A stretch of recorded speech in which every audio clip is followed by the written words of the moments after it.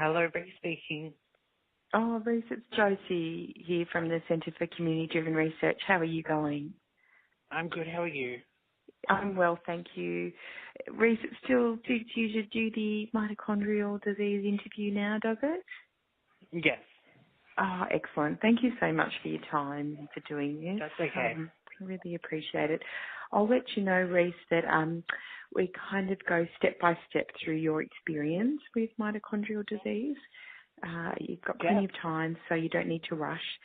The first part of the interview, there's some questions about your diagnosis, and then after that, I'll ask a few questions about treatment, and then the last part of the interview will give you a chance to talk about what you think should happen in the future to improve treatment, support, and services.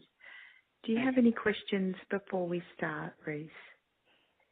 Is it okay if my mum's, like, 'cause she's next to me, is it okay if she sits in and listens as well? Of course, absolutely, no problem. I just Mum. yep, Hang on. Mum, no. yeah. Do you want to listen? To who? The lady is ringing me about, she's interviewing me about the mitochondrial disease, about my experience. Yeah, go on. Okay, all right. So, Reese, we'll start with when you first started to notice symptoms of mitochondrial disease. Can you describe that for me? Or if you were born with it or diagnosed when you were young, perhaps what your parents noticed? So what happened was my mum, well, I didn't notice anything, but my mum noticed that her right leg was like sort of giving out on her all the time, Mhm. and she went to the doctor and said that she wanted like something done about it, and she wanted to see someone. So they put her in touch with the neurologist, and then they did tests from there and realized that her balance was off, Mhm. and then they did further testing from that and realized that it was like a genetic thing. No, and then Okay. they sent to Dr. Chan. And then we eventually went to Dr. Chan, which is in Westmead Hospital, and then he diagnosed Mum, and then They did tests because on my brother passed away, they wanted to do further tests on us children, which is me and my Mhm. sister. Mhm. That's when we found out that we had it. Okay. Right. Okay. So, what sort of tests did they do? Do you remember? I know they did a To blood and diagnose? urine test. Mhm. Yeah. But the first time when they did the urine, or is it, I think it's the urine, the first two times they couldn't find like the base level of mine, Okay. but Yep. then Okay. eventually they sort of found it, but they're not 100% sure yet. Okay. on This. and Sorry. on 460. I don't know what that means, Mum. Dr. Chang said when he tested me that I'm 40-60%. Okay. Right. Yep. Yep.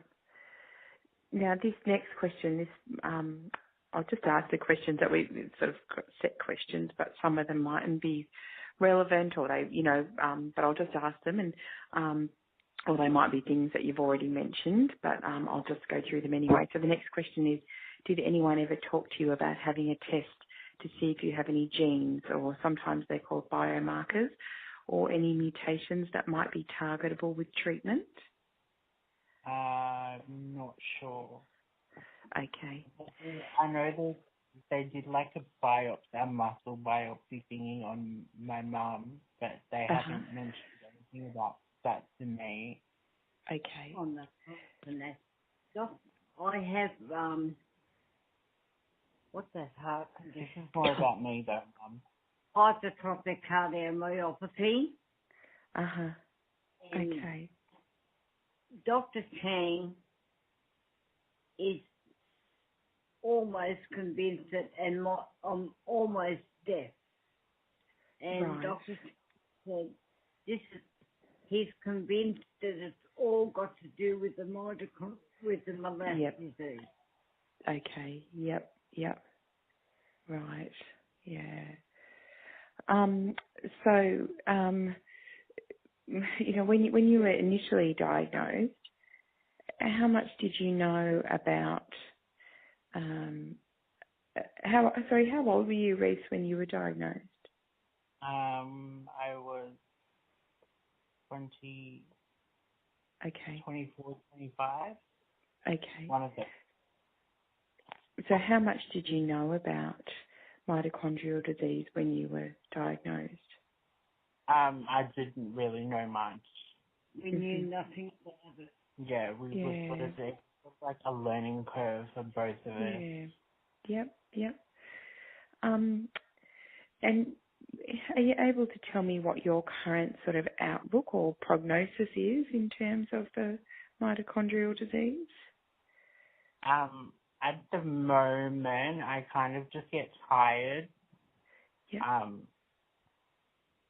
But like I have to force myself to be active and stay awake. But that's it, really. Yep.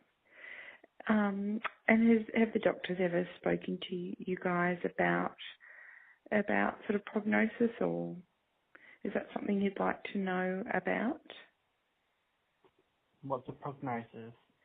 Like what? No, that's okay. So what it'll mean long term for you? Like in terms of the the impact on your life, and if it'll get worse or if it'll get better, or Well, at the moment they've said like there's nothing they can actually do to stop it, but they've given me it's not the arginine but the tablet version, the citrulline. They've given me that to sort of prolong it for a bit. Yeah. Okay. I'm on 3 of those in the morning and 3 at night. Yeah. So I take 6 a day. I have arginine. Because I couldn't stomach the powder stuff. I was just like, nah, I can't do it. Yeah. So they gave me tablets instead. All right. We'll talk a bit more about treatment later. But just to start with, I want to ask you about the discussions that you had, that you've had with your doctor about treatment options. So what conversations did you have with the doctor about treatment when you were first diagnosed? Well, they haven't really had a discussion with me about it. It was more they were focusing on Mum because she was the main target because she's the one currently going through it at the moment. He's pretty much just said to me, make sure I eat healthy and stay healthy and try and stay active as much as I can. Yeah. So like sort of not let it take over me at the moment while I'm still young. Yeah. That's not all they've said. Yeah. And has anyone spoken to you about clinical trials? No. When you're making decisions about treatment, what are some of the things that you take into consideration when you're making those decisions?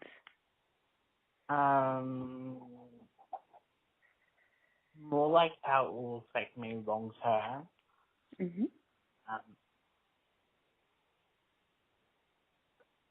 Don't really. That's pretty much it, really. Yeah. Like how it will affect me personally, like my health. Yeah. That kind of stuff, really. Yeah, sure. Do you think the way that you make decisions? Reese, how long have you been diagnosed for? I was 2015. Okay. When was I diagnosed, Mum? About 3 years ago.